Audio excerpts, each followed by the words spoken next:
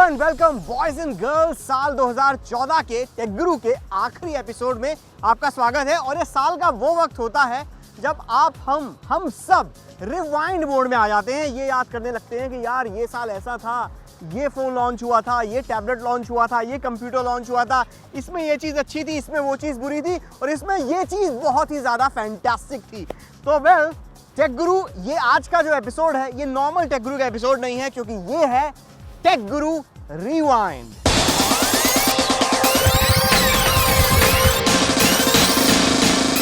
तो टेक गुरु रिवाइंड के इस एपिसोड में हम बात करेंगे कि कौन से ऐसी टेक्नोलॉजीज थी, कौन से ऐसे टेक्नोलॉजी के ट्रेंड्स थे जिन्होंने साल 2014 में खबरों में बने रहे और हम सब के दिलों को जीता और न्यूज़ बनाई। तो सबसे पहले हम बात करते हैं स्लिम इज इन। पहला ट्रेंड जो इस साल टेक्नोलॉजी की दुनिया में छाया रहा वो ये कि हर साल जब नया आता है हम में से हर कोई रेजोल्यूशन लेता है न्यू ईयर का कि बॉस इस साल तो मैं वज़न कम करूंगा, इस साल तो मैं पतला हो जाऊंगा। बट ये रेजोल्यूशन को ज़्यादा सीरियसली शायद मैंने नहीं लिया, कई लोगों ने, आप लोगों में से भी कई लोगों ने नहीं लिया होगा इस रेजोल्यूशन को, पर इस रेजोल्यूशन को सीरियसली लिया मोबाइल फ़ोन और स्मार्टफोन बनाने वाली कंपनीज़ ने। इस साल मतलब इतने दुबले पतले डिवाइसेस लॉन्च हुए, मैं क्या बोल रहा हूँ यार, आप खुद देखिए।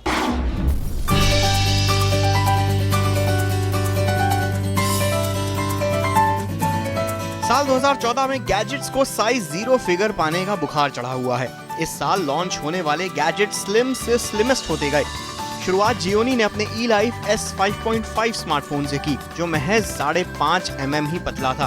फिर जियोनी ने अपना ही रिकॉर्ड तोड़ते हुए E-Life S5.1 लॉन्च किया, जो और 0.4 mm पतला है।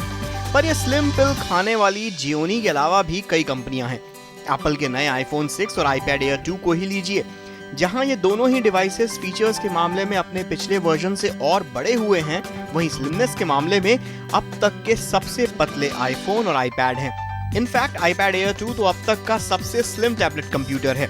अब Oppo R5 को लीजिए, बस 4.8 mm पतला।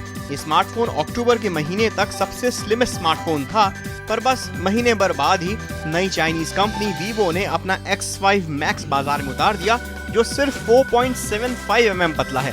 So boys and girls, slim is in. सिर्फ फैशन इंडस्ट्री में ही नहीं बल्कि टेक्नोलॉजी की दुनिया में भी इसका ही बोलबाला है। वो बात और है कि स्लिम फोन्स के हाथ से फिसलने के चांसेस 99% होते हैं। 2011 में जब सैमसंग ने अपनी गैलेक्सी नोट सीरीज लॉन्च की तो दुनिया को फैबलेट नाम का मालूम चला कि फैबलेट नाम की भी कोई चीज़ होती है जो आधा टैबलेट होता है, आधा स्मार्टफोन होता है। इसको दोनों तरीके से इस्तेमाल किया जा सकता है, कॉल भी की जा सकती है। तो उस वक्त सैमसंग को ये मार्केटिंग गिमिक अपनाना पड़ा था फैबलेट्स की सेल्स बढ़ाने के लिए कि बॉस ये एक टैबलेट कंप्यूटर है और एक स्मार्टफोन भी है जिससे दोनों का काम किया जा सकता है। पर साल 2014 में इस बात पर मोहर लग गई बॉस कि फैबलेट कंप्यूटर फ्यूचर है।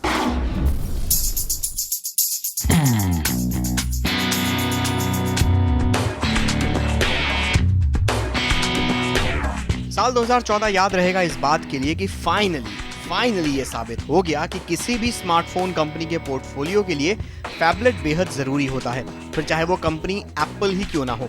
इस साल एप्पल ने तेजी से बढ़ती कंपटीशन के चलते अपना पहला फैबलेट iPhone 6 Plus बाजार में उतार दिया।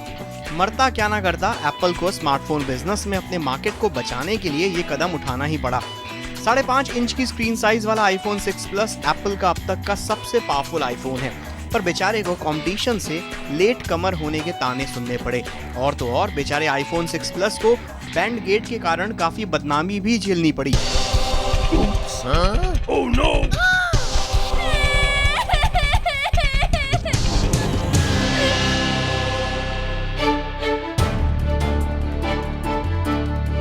बट ओवरऑल साल 2014 में फाइनली फैबलेट्स के बेताज बादशाह सैमसंग की गैलेक्सी नोट सीरीज को आखिरकार कोई टक्कर देने वाला मिल ही गया।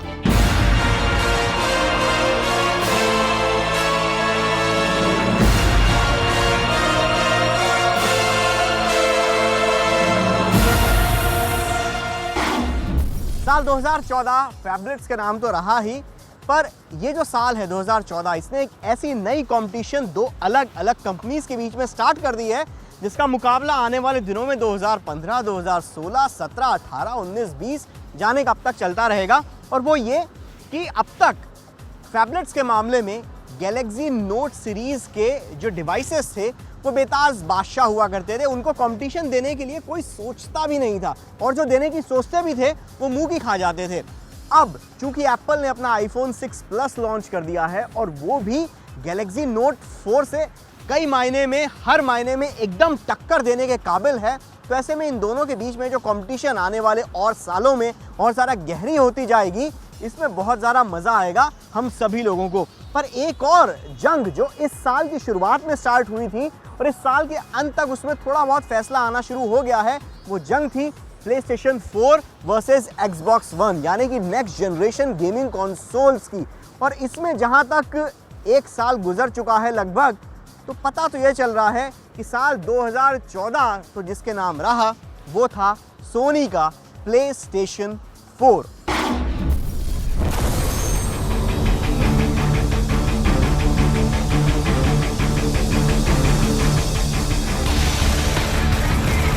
सात साल बाद वो पल आता है जब दुनिया को नेक्स्ट जनरेशन गेमिंग कंसोल मिलता है।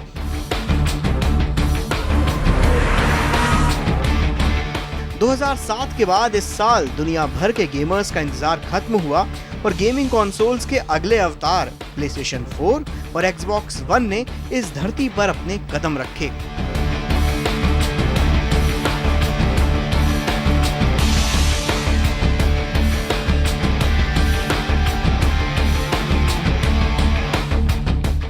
ढेरों नए features, 4K support, touch pad और ऑसम ग्राफिक्स के साथ आने वाले इन दोनों ही कंसोल्स की जंग में सोनी के प्लेस्टेशन 4 का पलड़ा शुरुआत से ही भारी रहा।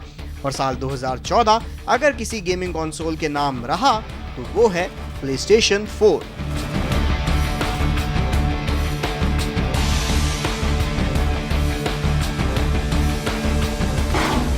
प्लेस्टेशन 3, प्लेस्टेशन 4 के बीच में 7 साल का गैप रहा है। 7 साल उन इंजीनियर्स को, उस रिसर्च एंड डेवलपमेंट टीम को मिले जिन्होंने इस प्रोडक्ट को पिछले वर्जन के मुकाबले ज़मीन आसमान के अंतर के साथ लॉन्च किया। आइडियली होना यही चाहिए कि कोई भी टैबलेट कंप्यूटर या फिर कोई भी स्मार्टफोन के बीच में कम से कम थोड़ा तो अंतर होना चाहिए, ताकि किसी भी कंज्यूमर को जो उसे इस्तेमाल कर रहा है पिछले वर्जन के मुकाबले उसे ढेर सारे चेंजेस, ढेर सारे इनोवेशन देखने को मिले।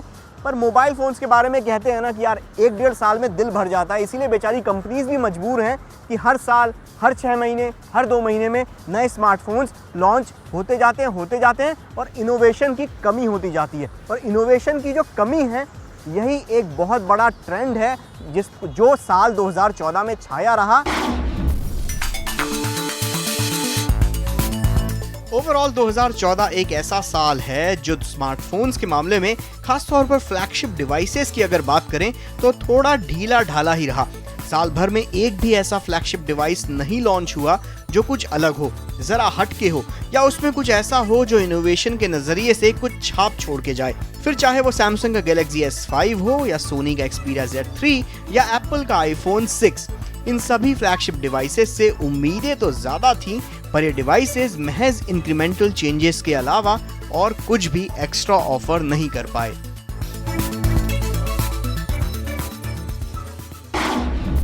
टेक गुरु में अब वक्त है एक छोटे से ब्रेक का। टेक गुरु रिवाइंड का ये सिलसिला ब्रेक के बाद भी जारी रहेगा। ब्रेक के बाद आपको दिखाएंगे ढेर सारे और ट्रेंड्स जिन्होंने साल 2014 पर हम सब लोगों के दिमाग पर राज किया।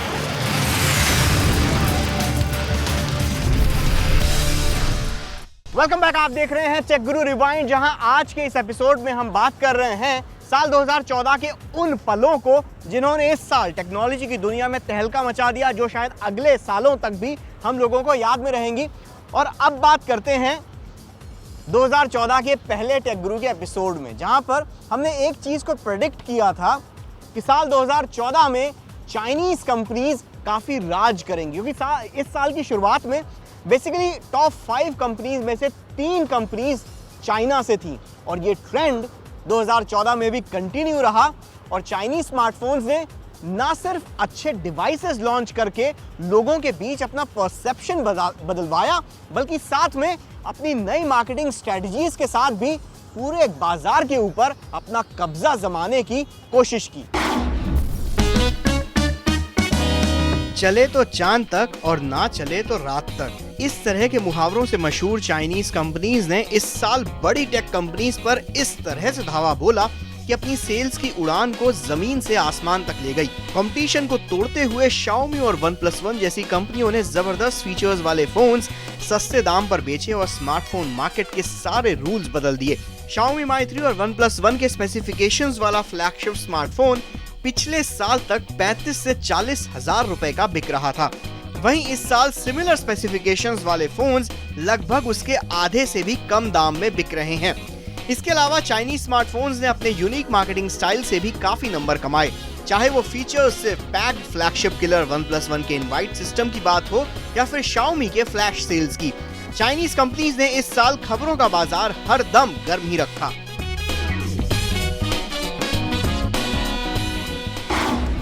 साल 2014 दो कंपनियों के लिए बहुत यादगार रहने वाला है, इनफैक्ट 3 कंपनियों के लिए।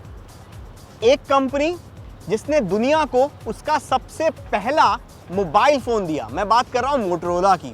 मोटोरोला ने इस साल कमबैक किया अपने मोटो G डिवाइसेस के साथ, मोटो X डिवाइसेस के साथ, और इनफैक्ट जो Nexus 6 जो लॉन्च हुआ है वो भी मोटोरोला के ब्रांड के तहत ही हुआ है।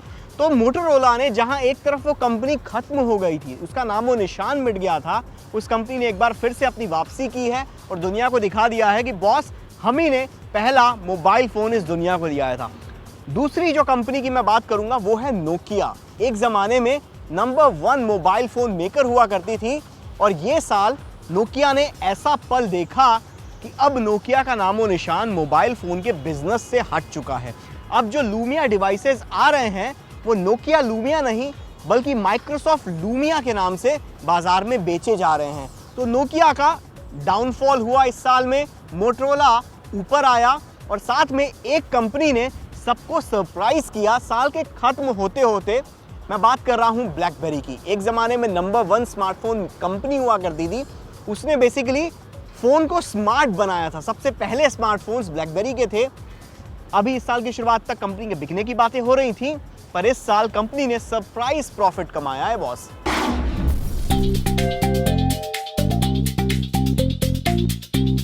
साल 2014 आया तो ब्लैकबेरी के लिए बुरी खबरें लेकर था, पर जा रहा है क्रिसमस गिफ्ट देकर। साल की शुरुआत में तो ब्लैकबेरी के बिकने के कयास लग रहे थे। 2-4 खरीदार भी ब्लैकबेरी को खरीदने के लिए लाइन लगाकर खड़े थे, पर एक जमाने में नंबर 1 स्मार्टफोन कंपनी ने अपने होशो-हवास कायम रखे, कॉस्ट कटिंग की और बैक टू बेसिक्स का फॉर्मूला अपनाया। Z3 जैसे फ्लैगशिप डिवाइस के दाम घटाकर 15,000 कर दिए और इसके बाद ब्लैकबेरी पासपोर्ट जैसा यूनिक स्मार्टफोन लॉन्च किया, जिसने बाजार में न सिर्फ ब्लैकबेरी के गिरती साख को थामने का काम किया बल्कि साल के खत्म होते होते प्रॉफिट भी कमा कर गया। इस साल वैसे तो फ्लैगशिप डिवाइसेस ने बहुत ज़्यादा इनोवेशन नहीं देखने को मिला स्मार्टफोन्स कैटेगरी के अंदर भी, पर एक चीज़, एक छोटा इंक्रीमेंटल चेंज जो नॉर्मली हमें हर तरफ देखने को मिला वो है कि अब आपके मोबाइल फ़ोन की स्क्रीन हो सकता है आपके घर में रखे बड़े टीवी की स्क्रीन से भी ज़्यादा बेटर हो गई है, क्योंकि इस साल हमने देखे स्मार्टफोन्स में 2K और 4K डिस्प्लेज। 720p और 1080p डिस्प्लेज फ्लैगशिप स्टैंडर्ड बनने के बाद ये साल लेकर आया 2K या फिर कहें QHD फ्लैगशिप्स का फैशन। जहां Oppo Find 7 ने ये ट्रेंड शुरू किया, उसके एक के बाद एक LG, Lenovo, Samsung ने भी इस रेस में अपने अपने QHD फ्लैगशिप डिवाइस लॉन्च करके इस रेस में जुड़ गए और कंज्यूमर्स को मिला अपने स्मार्ट डिवाइस पर एकदम perfect video experience.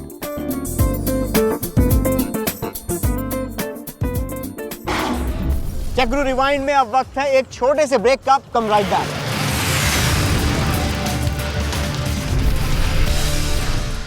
Welcome back. आप देख रहे हैं टेक गुरु रिवाइंड, जहां हम साल 2014 में क्या टेक्नोलॉजी के ट्रेंड्स रहे उसके बारे में बात कर रहे हैं। और साल 2014 की शुरुआत हुई थी ऑस्कर्स में और वहां पर एक सेल्फी बहुत ज़्यादा फेमस हुआ था और उसके बाद से तो हर किसी को सेल्फी लेने का चस्का लग गया। Selfies here, selfies there, selfies everywhere. इस बात में कोई शक नहीं कि साल 2014 जाता है फोटोग्राफ लेने की इस नई कैटेगरी के नाम। एलन डिजेनरेस से लेकर हमारे प्रधानमंत्री मोदी जी तक हर किसी पर सेल्फी लेने का बुखार चढ़ गया। जब किसी चीज का बुखार कंज्यूमर्स पर चढ़ता है तो स्मार्टफोन बनाने वाली कंपनीज भी उस बुखार का पूरा फायदा उठाती हैं। तो बॉयज एंड गर्ल्स, मिलिए स्मार्टफोन्स की इस नई कैटेगरी से जिसका नाम है सेल्फीज फोन, जो इस साल काफी चर्चा में रही। सेल्फीज फोन में फ्रंट कैमरा और प्राइमरी कैमरा दोनों ऑलमोस्ट एक जैसे होते हैं, चाहे वो बजट स्मार्टफोन हो, मिड रेंज या फिर फ्लैगशिप। इस साल फ्रंट कैमरा में वाइड एंगल लेंस और ज्यादा मेगापिक्सल या फिर ब्यूटिफिकेशन मोड लगाने में सारी कंपनियां जुट गईं, सिर्फ इसलिए ताकि आप कंज्यूमर्स इस साल अच्छे से अच्छे सेल्फी ले पाएं।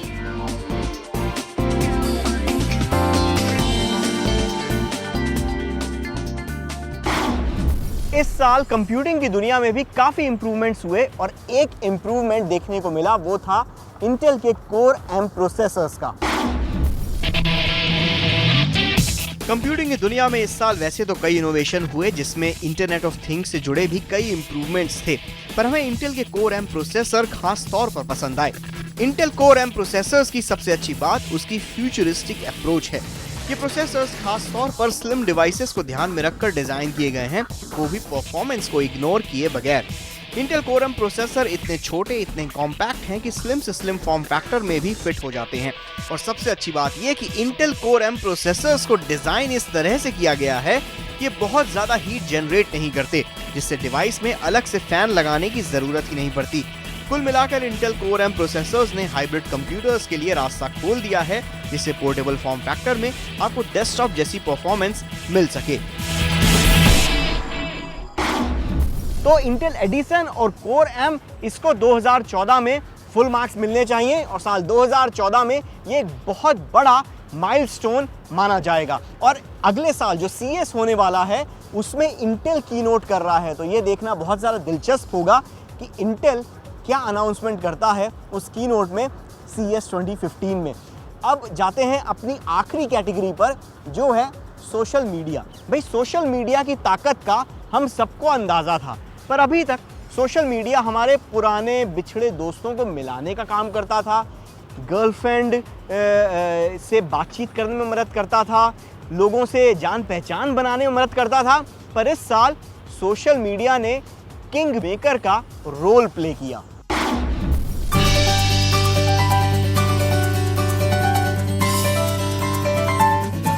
दो 2014 इस बात को हमेशा याद रखेगा कि social media is the new king maker. आप याद कीजिए कि पिछली बार ऐसा कब हुआ था कि किसी डेमोक्रेसी के प्राइम मिनिस्टर को इलेक्ट करने में सोशल मीडिया ने इतना बड़ा योगदान निभाया हो। किसने सोचा था कि सोशल मीडिया हमारे लोकसभा इलेक्शंस के कैंपेन्स में पार्टीज को लोगों को लुभाने के लिए इस्तेमाल किया जाएगा। शहजादे कहते हैं मुझे व्यवस्था बदलनी है। अरे मुकाबला करना है तो भाजपा से विकास के मुद्दों पर मुकाबला करो।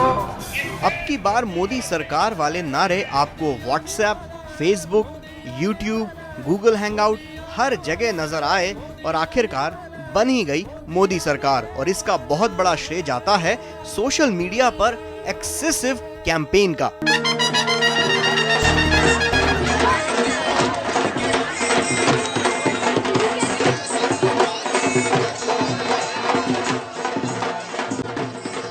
सोशल मीडिया का जादू पूरे देश पर चढ़ा हुआ है, ना सिर्फ नेता अभिनेता बल्कि आप और हम भी। लेकिन स्मार्टफोन मैन्युफैक्चरिंग कंपनीज ने भी सोशल मीडिया पर एक्सक्लूसिव ऑनलाइन कॉन्टेस्ट और गिव अवेज चलाकर सोशल मीडिया को एक बहुत ही इफेक्टिव मार्केटिंग टूल की तरह भी इस्तेमाल किया, जिससे उनके ब्रांड की अवेयरनेस तो बढ़ी ही, साथ में रीच भी बढ़ी। ओवरऑल 2014 साल रहेगा सोशल मीडिया के लेवल नेक्स्ट के लिए।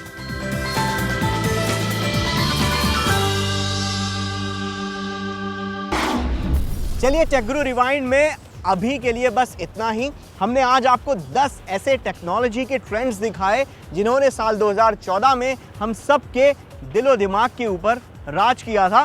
10 तो दिखा दिए, एक और मैं बताना यहाँ पर चाहता हूँ, वो था कि ये साल सस्ते स्मार्टफोन्स के नाम रहा। भाई, इससे पहले सस्ते स्मार्टफोन्स नोकिया के वो आशा भी आते थे, पर इस साल जो चाइनीज़ कंपनियों ने सस्ते स्मार्टफोन्स लॉन्च करके हम सब लोगों की आदतें बिगाड़ दी है ना, तो अगले साल भी वही आदत कंटिन्यू रहेगी और आने वाले दिनों में देखना पड़ेगा कि कितने और कम दाम में हमें अच्छे से अच्छा स्मार्टफोन मिलता है।